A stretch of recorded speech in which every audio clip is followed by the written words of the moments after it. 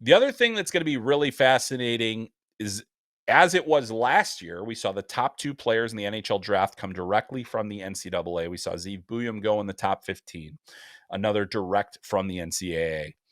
There will be 4 top caliber players for this year's draft from the NCAA. We talked about Hagens, we talked about Hensler, we talked about Boumediene, and there's also going to be Cullen Potter.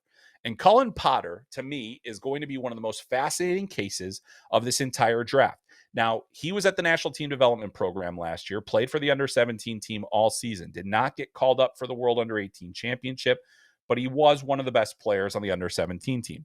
He's the son of legendary women's hockey player Jenny Potter, an Olympian, a gold medalist, a world champion many times over, a former coach at Ohio State, a lot of different things that she has done in her career. But Cullen Potter is doing something that is very, very, very rare. And in fact, only 2 other players have done this at the National Team Development Program, where they left the NTDP early to enroll in college a year early. The 2 guys that did it were Zach Werenski and Noah Hannafin, 2 excellent NHL players, 2 guys that were top 10 picks in the NHL draft. The difference between those guys, both of them had, and really more Hannafin, had opportunities with the under-18 team, played up, got opportunities, and we got to see them at that level. Cullen Potter, we have not seen. But Cullen Potter was supposed to go to Michigan State University. That's where he was committed, and it was going to be for next season, not this upcoming season, but the season after, so 25-26. He decided that he wanted to accelerate. Michigan State did not have a place for him this season. And quite frankly, I think there was some doubt about readiness as well. Enter Arizona State, and Arizona State recruits Cullen Potter, and they say, we do have a spot for you.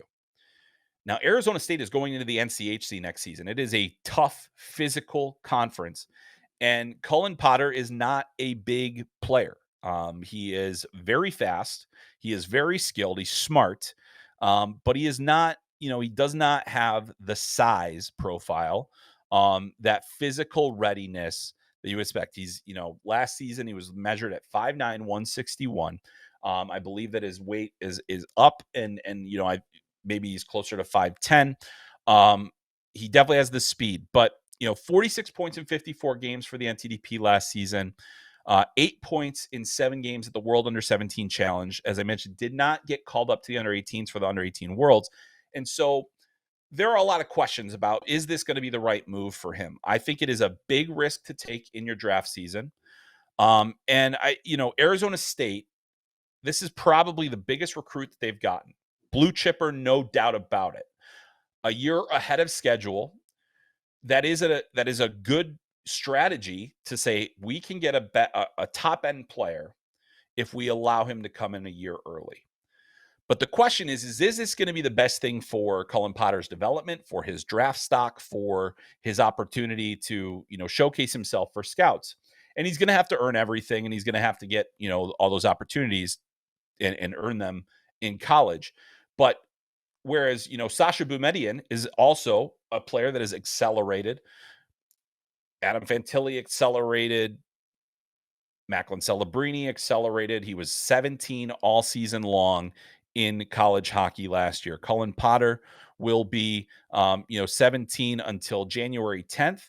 And then he will become 18. And so, he is older than when Macklin Celebrini went in there. But we're talking about vastly different players. We're talking about vastly different skill sets, and we're talking about vastly different readiness.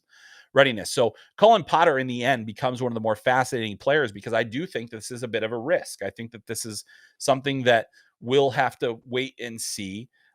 You look at the all-time NTDP scoring list for under 17 season, and he's somewhere in the 40s, which when you consider the quality of the NTDP, that is actually very good. Most of the players that are above him on that list are in the NHL. I do think it's a risk for all parties, including Arizona State, where if you get a top player, there's a lot of expectation. You've got to play that player. If it turns out that player isn't ready, how do you handle that? So it's going to be very fascinating to watch. It is an interesting case study for this year. That is one I will be very fascinated to see. And I think Cullen Potter and Arizona State, if it works out, It's going to be a great boon for Arizona State and their recruiting. It's going to be, they haven't had many elite players. They've had Joey DeCord, as an NHL regular. And so that's, but there has not been a lot of the premium high end NHL caliber talent that has come into that program.